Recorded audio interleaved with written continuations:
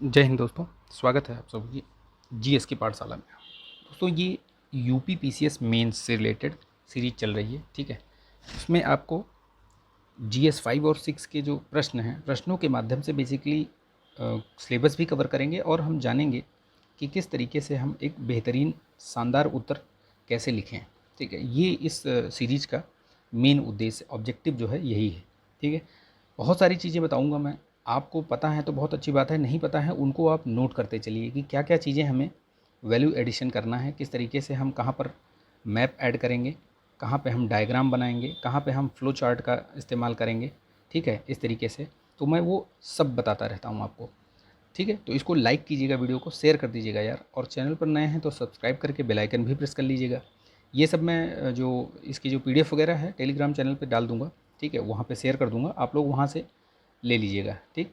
तो Telegram channel की link भी दी हुई है, वहाँ से भी ज्वाइन कर सकते हैं।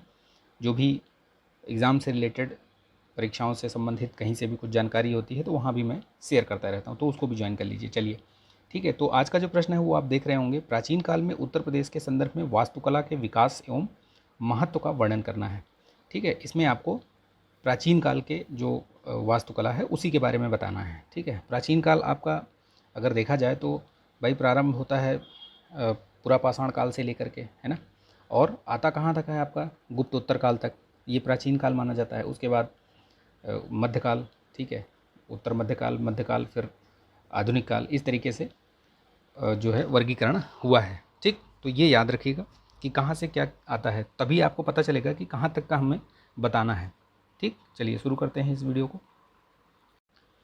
ठीक है दोस्तों। चलिए शुरू करते हैं, इसको लाइक कीजिएगा, शेयर कर दीजिएगा दोस्तों में। चलिए देखिए, प्रश्न देखिए, मैं पहले भी पढ़ चुका हूँ, अभी भी पढ़ देता हूँ कि प्राचीन काल में उत्तर प्रदेश के संदर्भ में वास्तुकला के विकास एवं महत्व पर वर्णन करना है।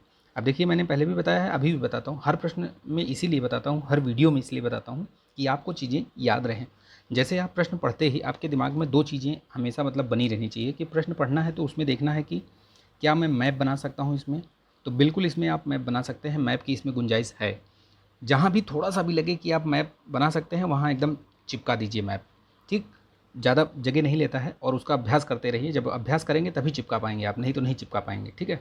और दूसरा देखिए कि क्या मतलब मैं इसमें क्या जो फैक्ट्स हैं या कोई डायग्राम है उस तरीके का बना सकता हूँ, वो भी देख लीजिए आप, ठीक है। तो ये ज़रूर ध्यान में रखिए। फिर देखिए कि कितने पार्ट में है ये। अब देखिए, जैसे प्रश्न पढ़ा हमने तो वास्तुकला के बारे में ही पूछ रहा है, तो दो चीज़ें पूछ रहा है। एक तो विकास के बारे में आपको बताना पड़ेगा कि कैसे कैसे प्राचीन काल से लेकर के, और प्राचीन काल का जो मतलब प्रारंभ से लेकर के और जहाँ तक प्राचीन काल हम लोग मानते हैं वहाँ तक जो है आपको चीज़ों को बतानी पड़ेंगी कि किस तरीके से विकास हुआ। और उसका फिर महत्व भी बताते चलिए। भाई महत्व वही है कि आपको उस समय के बारे में महत्व क्या होता है, महत्व के बारे में मतलब आप उस तत्कालीन जो संस्कृति है, धर्म है, समुदाय है, राजनीतिक, धार्मिक, ठीक है, आर्थिक, इन सब के बारे में आपको पता चलता है, ठीक है। इतिहास लेखन में आपको इसकी महत्ता का पता चलता है। और प्राचीन काल में जो आद्य ऐतिहासिक काल के पहले जो मतलब आद्य ऐतिहासिक और उसके पहले जो प्रागैतिहासिक है, वो सब इन्हीं जो वास्तुकला के जो मृदभांड, मन के जो सिक्के, ठीक है, ये सब सारी चीज़ें मिली हैं जो पुरातत्व मतलब खुदाई के दौरान, उन्हीं के आधार पर इतिहास भी लिखा गया है, तो उनका बहुत महत्वपूर्ण है। तो हम उसको लास्ट में या साथ साथ में बताते हुए चलेंगे, ठीक है, कि इसका ये महत्व है, इसका ये महत्व है, इस तरीके से। देखिए, ये जो मॉडल आंसर है ये मैं पहले भी बता चुका हूँ अभी भी बता रहा हूँ और हमेशा बताता रहूँगा, ताकि आपको ये चीज़ ध्यान में रहे कि कोई भी कहीं से भी, किसी भी कोचिंग इंस्टीट्यूट का, किसी यूट्यूबर का, किसी का जो मॉडल आंसर होता है वो अपने आप में परिपूर्ण नहीं होता है। वो एक आपको बेसिक आइडिया देता है, उसमें आपको अपने हिसाब से चीज़ों को मोल्ड करना होता है। मोल्ड करने का मतलब ये है कि अब वो दे देगा आपको करीब उसमें 200 से 300 उसमें वर्ड लिखे होंगे या 400 वर्ड लिखे होंगे, लेकिन आपको आंसर लिखना है 125 शब्दों में ही। तब क्या करेंगे, तो आपको उसमें छांटना पड़ेगा ना, सब चीज़ तो नहीं लिख सकते, तो सेलेक्टिव चीज़ लिखना है। इसीलिए मैं बोलता हूँ कि कोई भी मॉडल आंसर जो है वो पूरा नहीं होता है, उसमें आपको अपने हिसाब से वैल्यू एडिशन करना होता है, अपने हिसाब से उसको लिखना होता है। बस एक बेसिक आइडिया ले सकते हैं आप कि इसको हम इस तरीके से लिख सकते हैं और इसमें हम ये चीज़ छोड़ देंगे तो भी ज़्यादा दिक्कत नहीं होगी। और ये चीज़ हमें ज़रूर लिखना है। तो कीवर्ड्स को ज़रूर लिखना है। जैसे अभी ये शुरू करते हैं, इसमें भाई कोई प्रश्न शुरू करेंगे तो उसमें इंट्रो बताएंगे आप, फिर मेन बॉडी में अगर 2 पार्ट है तो 2 पार्ट में, अब यहाँ पे डेवलपमेंट भी रहेगा और उसका महत्व भी रहेगा, दोनों बताना है, फिर कंक्लूजन दे देंगे लास्ट में, ठीक है। तो देखिए जैसे इसमें लिखा हुआ है कि प्राचीन काल में उत्तर प्रदेश वास्तुकला के क्षेत्र में एक समृद्ध परंपरा का द्योतक रहा है। तो बिल्कुल सही बात है। बहुत सारी जो पुरातात्विक खुदाई के दौरान मिले हैं, चाहे बेलन घाटी हो गया, सराय नाहर राय हो गया, मैदहा हो गया, या उधर हुलास हो गया, ठीक है, आलमगीरपुर हो गया, तो जहाँ जहाँ भी ये सब हुए हैं, खुदाई हुए हैं, वहाँ वहाँ से कुछ न कुछ आपको प्राप्त हुई हैं वस्तुएं, चाहे वो मृदभांड हों, ठीक है, मृदभांड हों, मनके हों, हड्डियों से निर्मित उपकरण हों, किसी भी तरीके से वो आपको वहाँ के उस समय की तत्कालीन स्थिति, परिस्थिति, सामाजिक स्थिति, सांस्कृतिक जो चीज़ें थी उसके बारे में बताती हैं, ठीक है। तो वही चीज़ यहाँ पे बताया गया है कि प्रथम नगरीय सभ्यता से लेकर के हड़प्पा से लेकर के और गुप्तोत्तर काल, यानी कि गुप्त के बाद वाला जो काल गुप्तोत्तर काल है, उसमें ये सब आपके वास्तुकलात्मक कार्यों के विशद प्रमाण प्राप्त होते हैं, ठीक है। तो इसमें वही चीज़ बताया गया है। पहली बात तो जो ये जैसे लिखा हुआ है इस तरीके से भी आप लिख सकते हैं, पैराग्राफ में आप पॉइंट में भी हेडिंग सब हेडिंग डाल के लिख सकते हैं, ठीक। तो बेहतर ये रहता है कि आप हेडिंग और सब हेडिंग डालिए। तो पहले जैसे ही आप इंट्रो लिखेंगे, इंट्रो लिखने के बाद बेसिकली इंट्रो लिखिए जो ऊपर लिखा है, बताइए आप उत्तर प्रदेश के जो वास्तुकला है, प्राचीन इतिहास के बारे में थोड़ा सा 2-4 लाइन में बता के, उसके बाद जब इंट्रो के बाद मेन बॉडी में आइए तो आप शुरुआत करिए कुछ मतलब हेडिंग से। जैसे अब आप इसमें हेडिंग में इन्होंने शुरू कर दिया सीधे ही, ठीक है, मानव जीवन का विस्तार, स्थायित्व, लोगों की कला प्रेमी होने का प्रमाण करता है, प्रस्तुत करता है। अब इसमें यहीं पे आप सीधे सीधे क्या है कि जैसे डालिए इसमें कि प्राचीन काल में भी प्रथम नगरीय सभ्यता, ऐसे करके प्रथम नगरीय सभ्यता के दौरान, या पहले उसके पहले डाल दीजिए कि प्रागैतिहासिक काल, ठीक है। प्रागैतिहासिक काल में वस्तु, जो कला वस्तु का कैसे निर्माण हुआ है, वास्तुकला का कैसे विकसित हुई है, तो पहले प्रागैतिहासिक डालिए, फिर प्रथम नगरीय सभ्यता के बारे में बता दीजिए, ठीक है। अब जो प्रागैतिहासिक काल है उसमें आपको पता है कि जो बेलन घाटी वाला एरिया है, ठीक है, उसमें बहुत सारी जो चीज़ें हैं वो प्राप्त हुई हैं। फिर जो जगह आपको पता हैं, इससे पहले वाले वीडियोज़ में मैंने करवाए हैं ये सब, सराय नाहर राय हो गया, देखिए, ठीक है, मैदहा हो गया, दमदमा हो गया, इन सब में मैंने बताया है कि क्या क्या चीज़ें, क्या क्या स्पेशलिटीज़ हैं जो वहाँ से प्राप्त हुई हैं, ठीक है, उनके बारे में आप बता दीजिए, ठीक। फिर आलमगीरपुर और जैसे प्रथम नगरीय सभ्यता डाल दीजिए दूसरी हेडिंग, उसमें बताइए आप क्या क्या मिले हैं, कैसे कैसे मृदभांड मिले हैं, किस टाइप के मृदभांड मिले हैं हड़प्पा से, ठीक है, पेंटेड हैं, कुछ जो है मतलब काले भूरे रंग के हैं, कुछ जो है सादे हैं। तो इस तरीके से चीज़ों को आपको बताना पड़ेगा। फिर उसके बाद धीरे धीरे आइए तो द्वितीय नगरीकरण, इसके पहले वाला जो वीडियो है, ठीक है, वो उसमें मैंने सेकंड ये सिविलाइजेशन, ये जो द्वितीय नगरीकरण है उसके बारे में मैंने बताया है, तो वो देख लीजिएगा। इसके पहले भी जो वीडियोज़ हैं उनको सारे देख लीजिएगा प्लेलिस्ट में। बहुत बढ़िया बढ़िया प्रश्न करवाए हैं, और अभ्यास करिए, इनको लिख के प्रश्नों को अभ्यास करिए, देखिए अभ्यास करिए, देखिए अभ्यास करिए, ठीक। तो द्वितीय नगरीकरण के पश्चात, अब द्वितीय नगरीकरण में कौन सा है भाई, मैंने बताया था महाजनपद काल से प्रारंभ होता है, तो उसमें मगध का उत्कर्ष और ये सारी चीज़ें, लोहे की स्थिति। उसके बाद जो विकास होता है वास्तुकला का, बेसिकली वो क्रमबद्ध तरीके से विकास होता है मौर्य युग में। मौर्य काल में आपको देखने को मिलते हैं कि भाई देखिए स्तंभ, आपको पता है कि जो उनके जो स्तंभ हैं वास्तुकला में मेनली, ठीक है, अशोक के टाइम पे अगर मौर्य वास्तुकला की बात की जाए तो मौर्य कला वास्तुकला में सीधे सीधे देखेंगे तो स्तूप आपको मिलेंगे, ठीक है, स्तूप मिलेंगे आपको, जो ये स्तंभ ये मिलेंगे, ठीक है। इनके बारे में आपको बताना पड़ेगा कहाँ कहाँ मिले हैं। तो यहाँ पे जैसे आप बात करेंगे द्वितीय नगरीकरण लिख के, तो यहाँ पे भी आपको बनाना पड़ेगा एक यूपी का एक मैप बनाइए, ठीक है, जहाँ जहाँ मिले हैं, चाहे आपका यहाँ सारनाथ, वाराणसी, श्रावस्ती, जहाँ जहाँ मिले हैं वहाँ वहाँ थोड़ा थोड़ा बना के आप दिखा दीजिए, छोटा छोटा मैप, ठीक। तो ये पूरा आप दिखाइए। इसमें लाल बलुआ पत्थर का प्रयोग किया गया, अशोक का सारनाथ का स्तंभ जो है वो, जिससे कि आपका ये लिया गया है ना, सारनाथ का स्तंभ मौर्यकालीन शिल्पकला का ये बेहतरीन उदाहरण है ना। वो जो शेर वाला जो प्रकृति ले गई है, ये ली गई है जो है ना, सारनाथ स्तंभ से ही तो लिया गया है राष्ट्रीय चिन्ह, ठीक है।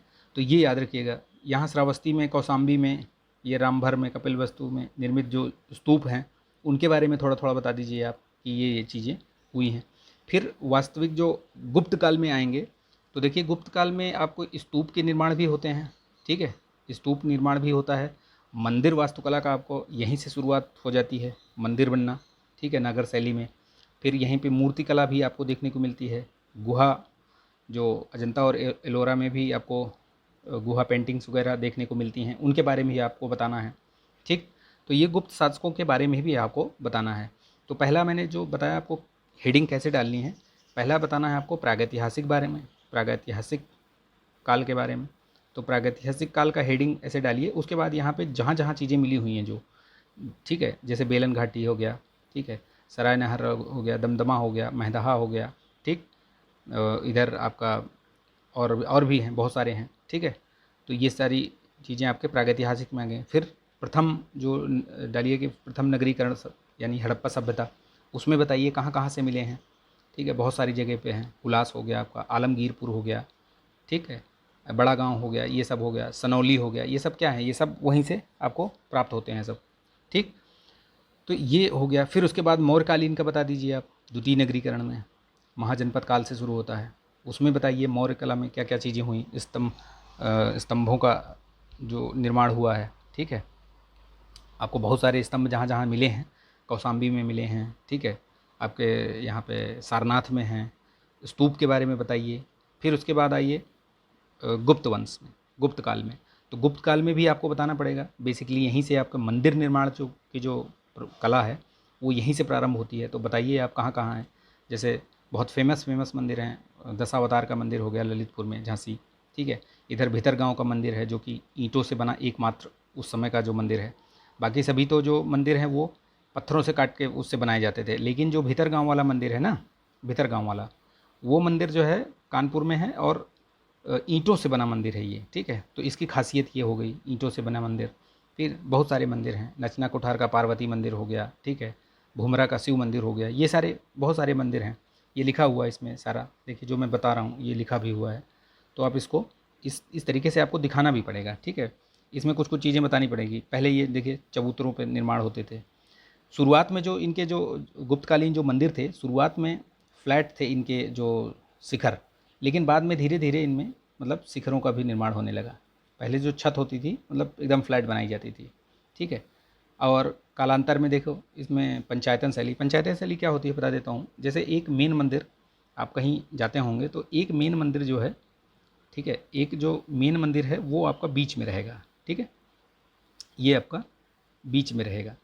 और इधर साइड साइड में इधर इधर इधर ऐसे चार जो मंदिर हैं, सहायक मंदिर इनको कहते हैं, ये आपके यहाँ पे रहेंगे। तो ये क्या है, पंचायतन, यानी कि एक मुख्य मंदिर मेन में बीच में रहेगा और बाकी जो है वो साइड साइड में रहेंगे। तो इसको पंचायतन शैली कहते हैं, ठीक। ये याद रखिएगा, बता दिया क्योंकि कॉन्सेप्ट है ये, अगर कहीं लिखा रहे तो समझ जाइएगा।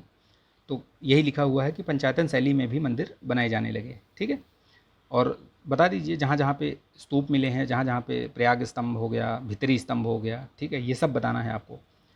मृदभांड भी मिले हैं, ठीक। ये सारी चीज़ें हमने बता दिया, धीरे धीरे विकास बता दिया। और फिर महत्व डाल के एक जगह आप डालिए महत्व, क्योंकि उसने पूछा है। भैया देखो एक चीज़ याद रखना कि जो प्रश्न की डिमांड है, हेडिंग जरूर डालिए। वो जो चीज़ उसने पूछी है, अगर वो पूछा है वो बताओगे तो जाहिर सी बात है उसको लगेगा कि मैंने जो मतलब प्रश्न में जो पूछा गया है उसी के अकॉर्डिंग ये लिख रहा है। तो महत्व जरूर डालिए आप। विकास तो डाल दिया, फिर महत्व डालिए। महत्व में आप बता दीजिए कि भाई इससे ऐतिहासिक लेखन में जो है बहुत ही मतलब मदद मिली है। इनका इतिहास लेखन जो हुआ है प्रागैतिहासिक काल का, फिर उसके बाद आद्य ऐतिहासिक काल का, इनका सबका लेखन का जो आधार है वो यही पुरातात्विक साक्ष्य ही है, ठीक। तो ये इन सब के बारे में आपको बता देना है।